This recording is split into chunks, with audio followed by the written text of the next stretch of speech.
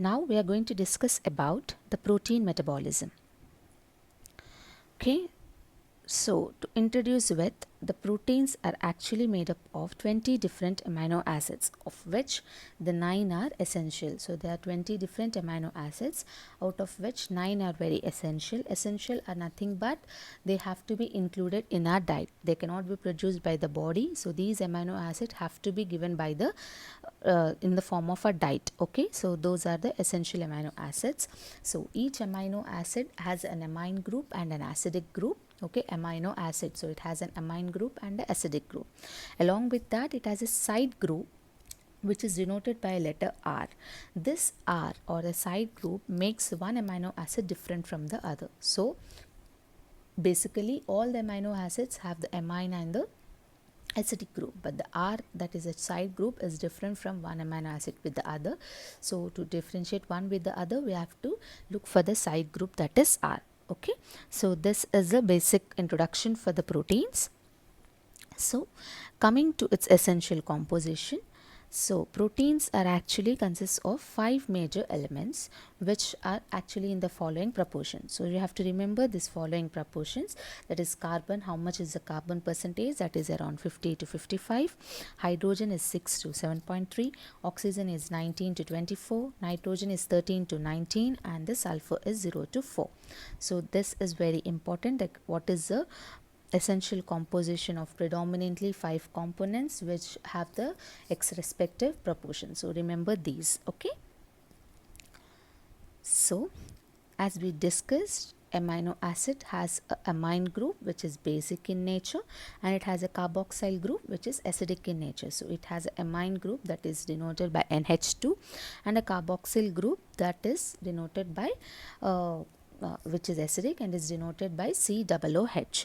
Okay, so each amino acid again has a side chain which is represented by R, and that is different from one amino acid with the other. So it is different from all the amino acids which are found in the proteins. Okay, so this is a basic structure which you need to have an idea.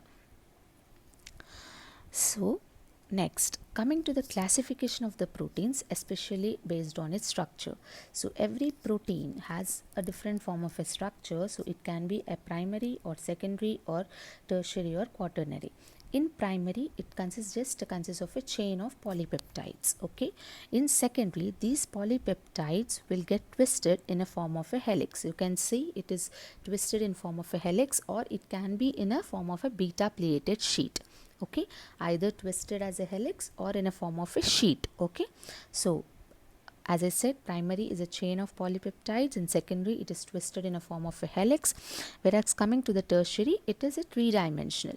So tertiary, it's a three-dimensional polypeptide chains, and finally the quaternary is nothing but it consists of a clones of all these proteins, which consists of a complex of protein molecule.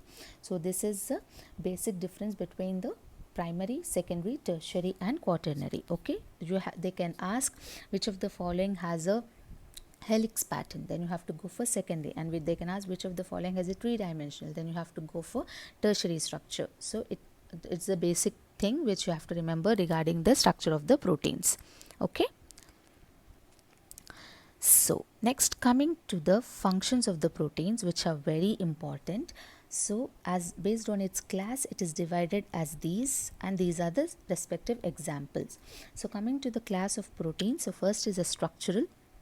So they form the structural units like the collagen, which is present in almost all the body, like the tendons, the cartilage, the blood, everywhere the collagen is there. That's so it's a structural aspect of the protein, as well as a keratin, which is present in the hair, skin and the nails. So you have to remember, so where in it is a structural class. Okay, next coming to the contractile, which helps in the movement of the muscles. For example, the actin and the myosin pigments or protein segments which are present in the muscle fibers. So actin and myosin, which comes under the contractile class. Next is the transport. So example, the hemoglobin, which transports the oxygen, and the lipoprotein, which transports the lipids.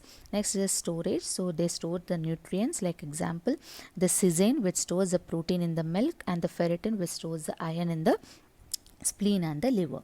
Next, hormones, which regulates the body functions and the metabolism, like the insulin, which regulates the glucose, and the growth hormone, which regulates the growth of the body. Next, enzymes, which catalyzes various biochemical actions or biochemical reactions. So for example, the sucrose, which catalyzes the hydrolysis of sucrose, and trypsin, which catalyzes the hydrolysis of proteins, and also for protection. So for example, the fibrinogen, which helps in the clotting of the blood. So also it can regulate and it can target the foreign bodies. So these are the different functions of the proteins. It's not just you have to have an idea, because they can ask which of the following are the functions of the proteins, and you have to answer accordingly. Because of this n number of beautiful functions of the proteins, they are called as a working horses of the cell. So they can ask which of the following are the working horses of the cell, whether they are carbohydrates, whether they are lipids or proteins, and you have to go for proteins.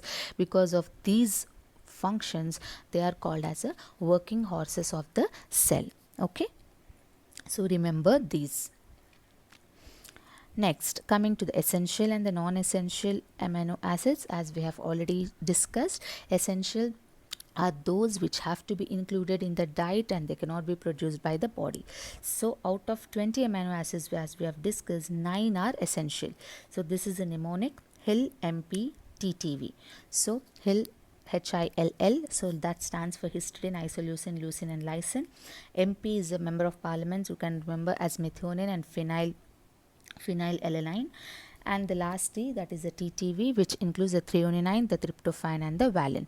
So these are the 9 essential amino acids that you have to remember. Very, very important. They can ask which of the following is essential or which of the following is non-essential. If you remember the 9 essential, all the others will come under non-essential. So remember these. So apart from this 20 amino acids, here are the 11, these are the 9. So apart from these 20 amino acids, there is a 21st amino acid which is called as a selenocysteine, which has been added. So you have to, they can ask which of the following is recently added amino acid. Then you have to go for selenocysteine. So very important. So now as per the latest this, there are 21 amino acids, but they, if the question is like how many amino acids are essential and non-essential, go for 9 and 11. Okay, because still it's not yet decided whether it is essential or non-essential, the selenocysteine. Just they're thinking to add it as a 21st amino acid. So remember that it's a selenocysteine is a 21st amino acid that is being added in the recent years. Okay, so next, coming to the different other classification, again based on its structure. So it, all these amino acids can be are divided as aliphatic, aromatic, acidic, basic, hydroxylic, sulfur containing, and amidic containing, or which contains amide group. So aliphatic, in which the carbon containing, these are nothing but the carbon containing organic compounds, and they are arranged in a form of a straight chain. So in aliphatic, the carbons are arranged in a form of a straight chain, whereas in aromatic they are in a form of a ring, as you can see in the picture. Okay, so aliphatic is nothing but in a form of a straight chain, whereas aromatic is in the form of a ring. So this is a major difference between aliphatic and aromatic. Next, coming to the acidic, which has an acidic group, and basic, which has a basic group, then hydroxylic and sulfur containing, and the amidic group or amide. So based on the classification, you have to remember the different amino acids like this as well. So main important things which can be asked here are like which of the following is a sulfur containing amino acid. Then you have to go for cysteine and methionine. So this is very important. And they can ask which of the following are aromatic amino acids. Then you have to go for phenylalanine, tryptophan and tyrosine. Okay, and other is even hydroxylic, that is serine and threonine. These three are very important, as so far they have asked in these areas, but still if you want to, if you can remember, just have a glance of the others as well. So mainly aromatic, sulfur and hydroxylic you have to remember. The others you can divide accordingly. Even in acidic group, it has a name acid in it, that is aspartic acid. Sorry. Yeah. So the acidic group has acid and the even the glutamic acid. So acidic has its acid in it, whereas the others you can remember like that.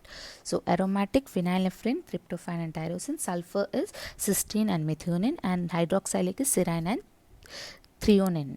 Okay, remember these are very important, so have a look of it. It's they can ask which of the following is aliphatic, which of the following is aromatic, they can ask. So though it's a bit of memory, have a note of it and revise at the last. Okay, so next, again based on the polarity, they are again divided, the amino acids are again divided as non-polar, polar and negatively charged and positively charged. Non-polar are hydrophobic, they hate water. So these are the non-polar amino acids, and polar are nothing but hydrophilic, they like water. So these are the different polar or which polar R groups. So remember accordingly. The negatively charged are the aspartic acid and the glutamic acid, whereas positively charged is lysine, arginine and histidine. So have a note of this, if possible try to remember. Okay, so just make a small note of it. At the end you can revise. Okay, just make in a small box like water based on the aliphatic, aromatic, that is one box, and based on the polarity one box, and essential and non-essential, so you have to remember from now itself. These type of confusing things you can remember it, I mean you can mug up at the last, but essential and non-essential try to remember from now itself, because that is very important. Okay, the others just make a small box and make a note of it, you can revise at the end. Okay, so again the one more thing is based on the metabolic fate, like how at the end the amino acids are getting converted to, whether they are converted to keto acids or ketone bodies, or whether they are converted into glucose. So based on that, if they are converted into ketones, then they are called as ketogenic, and if they are converted to glucose, they are called as glucogenic, and if they are converted to both, then they are like both ketogenic and glucogenic. So which of the following are ketogenic? Only lysine and leucine are ketogenic. Which of the following are both? Then you have to remember that tryptophan, threonine, phenylalanine, tyrosine and isoleucine. So these are both. So remember these two, all the other will fall into glucogenic. Okay, it's a bit memory based, but try to make a notes of it, simple small boxes, so that you can revise at the last. Okay, these things you can glance at the last, that will be very useful, but make a notes now itself. Okay, so mainly that based on the structure, that is aliphatic and all that. Next, based on the polarity you make one more box, and based on the metabolic fate you make one more box. Okay, next, so this is simply taken from your textbook, this page. So try to remember of the important functions of the amino acids. So these are the amino acids with its important functions that you have to remember. So ornithine, citrulline, arginosuccinic acid are very important in synthesis of urea, that you will be covering in the urea cycle, and thyroxine and triiodothyronine is for thyroid hormones. Next, homocysteine is also very important, that is intermediate in methionine metabolism, which is a risk factor for coronary heart disease. Homocysteine is very important, this line is very important, make a note of it. Next, dopamine, which is a neurotransmitter, creatinine, which is a very important or integral part of the muscle, that is very important. Next is which of the following amino acid is an antibiotic? Then you have to go for azathioprine. So this box, especially the alpha amino acids and its functions, are very important, so make a note of it, they can ask from any of these. Okay, and next is non-alpha amino acids, wherein alanine is for a vitamin, it's a component of vitamin pantothenic acid, so they can ask. Next is beta amino butyric acid, which is end product of pyrimidine metabolism, even that is very important. And next, alpha amino butyric acid is a neurotransmitter produced from the glutamic acid, and alpha amino levulinic acid, you know, it is intermediate in the synthesis of porphyrin, initially heme. So this line is again very important. Okay, so make a notes of this box, it is, they can ask which based on its function, so they can ask like which of the following is important for synthesis of urea, then you have to go for those particular amino acids. Then they can ask which of the following is important for important antibiotic, then you can ask for azacirin, or which can be used for synthesis of porphyrin, then you have to go for alpha aminolenic acid, levulinic acid, like that. It's very important, so make a small notes of this as well. So next, so far we are discussed with the different amino acids, both essential, non-essential, and again classification based on its structure, based on its polarity, and based on its metabolic fate, whether the ketogenic or glucogenic. So this all together make a small notes, okay, and again based on the alpha and non-alpha amino groups and its important functions. So far these are the memory based things which can be asked from this particular proteins, okay. So far we are clear with this. So next we are going to the amino acid pool. So an adult has about 100 grams of amino acids, which represents amino acid pool of the body. Out of that, glutamate and glutamine together constitute 50%, and essential amino acids about 10% of the body pool. So remember this. So which of the following constitute about 50%, then you have to go for glutamate and glutamine, okay. So coming to the amino acid pool, so this pool, this is either taken from the body protein or from the dietary protein.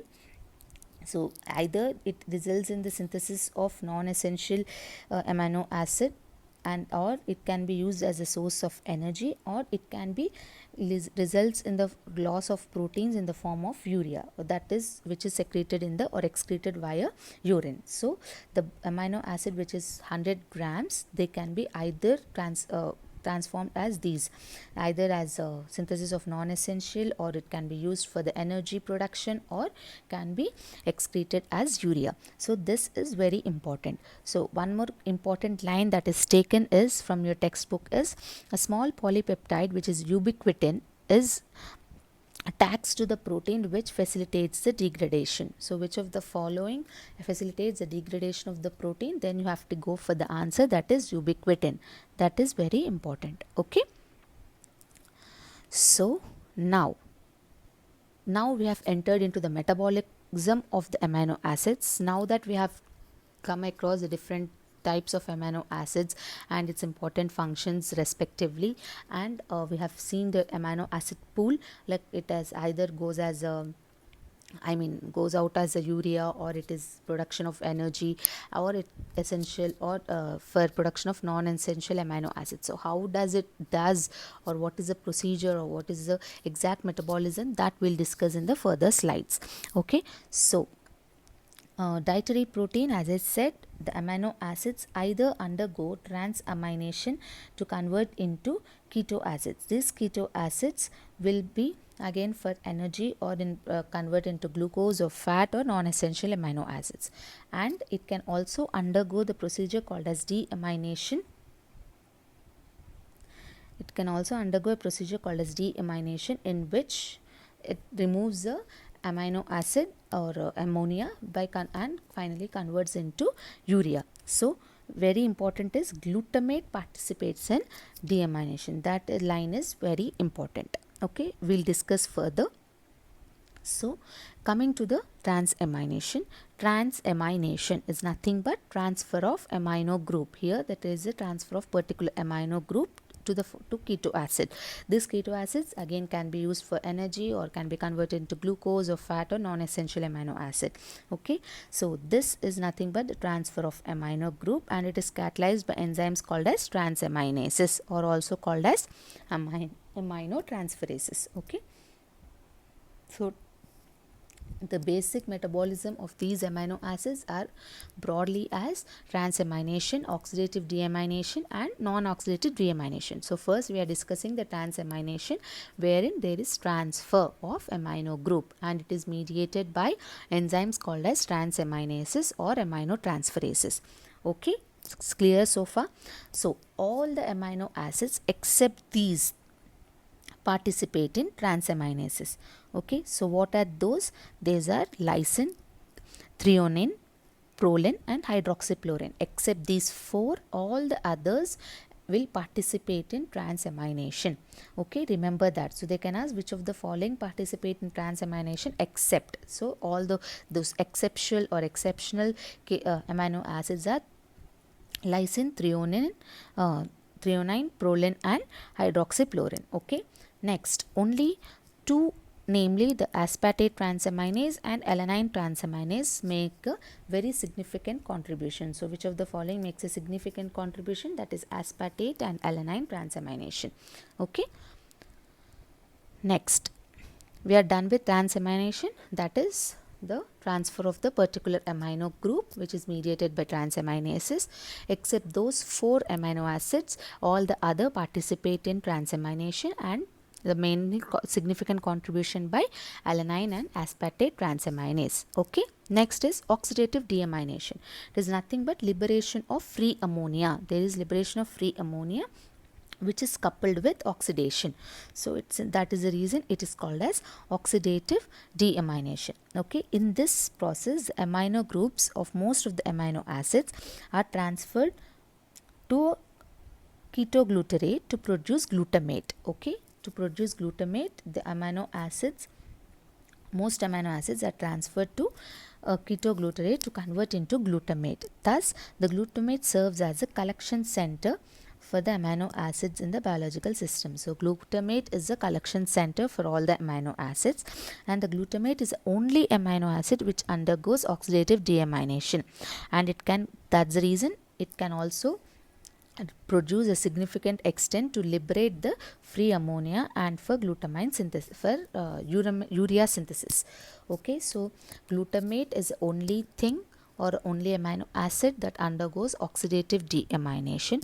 Okay, wherein it liberates the free ammonia and finally to convert or to help in the synthesis of urea. This line is very, very important. Next, glutamate dehydrogenase is a zinc containing mitochondrial enzyme. Okay, and GTP and ATP actually inhibits the glutamate dehydrogenase, whereas GDP and ADP activate the glutamate dehydrogenase. Steroids and the thyroid hormones inhibit the glutamate dehydrogenase. These boxes which I have made are direct lines which are taken from your textbook. These are actually already highlighted, but they are very important. So everything is almost memory based. Okay, only thing is you have to remember which amino acid is being included in that particular metabolism. For example, transaminases, as I said, almost all amino acids are involved in transamination except those 4. Okay, whereas coming to the oxidative deamination, glutamate plays a very, very important role in oxidative deamination. So they can ask which of the following is the only amino acid that participates in oxidative deamination. Then you have to go for glutamate. Okay, which of the following can liberate free ammonia and very helpful in urea synthesis. Then you have to go for glutamate. So these boxes which have given or highlighted, make a note of it. They are very important. Okay. So next, coming to the non-oxidative deamination. So here it is not coupled with oxidation. So all these undergo non-oxidation, that is serine, threonine, homoserine, and cysteine and histidine. So these goes under non-oxidative deamination. So you can have a look of this. So these go and form respective keto acids in form of dehydrase. Since cysteine has a sulfhydryl group, so it desulfurase sulfohydrase and it converts to pyruvate, whereas histidine with an enzyme catalyzes enzyme is histidinase and it's converted to urocanate. So these 3 are the byproducts. So remember this, which of the following undergoes non-oxidative, which of the following undergoes oxidative, which of the following undergoes transamination. All these are very important for the metabolism of proteins. Okay, so this are the make a note. Since I have said a note, so note it down. So directly note these points. These are very important one-line questions that can be asked. So here the transport of amino acids between the various tissues and the liver occurs in the form of glutamine or all alanine, but not as free ammonia. This is one important point. Next, alanine is very important for ammonia transport from muscle to liver by glucose alanine cycle. So alanine is very important. Next, glutamine is also called as a storehouse of the ammonia. It is freely diffusible in tissues, hence easily transported. So which of the following is a storehouse? Then is glutamine. And which of the following is a collection center? It is glutamate. Okay. Next, ammonia is important for synthesis of many compounds in the body. That includes even the non-essential amino acids, even including the and others including proteins, pyrimidines, purines, amino sugars, asparagine, etc. Ammonium ions are very important to maintain the acid-base balance, and also if it accumulates, it results in the slurring of speech, blurred vision, and also causes tremors. So these are the important points which you need to note it down. Note all these important points.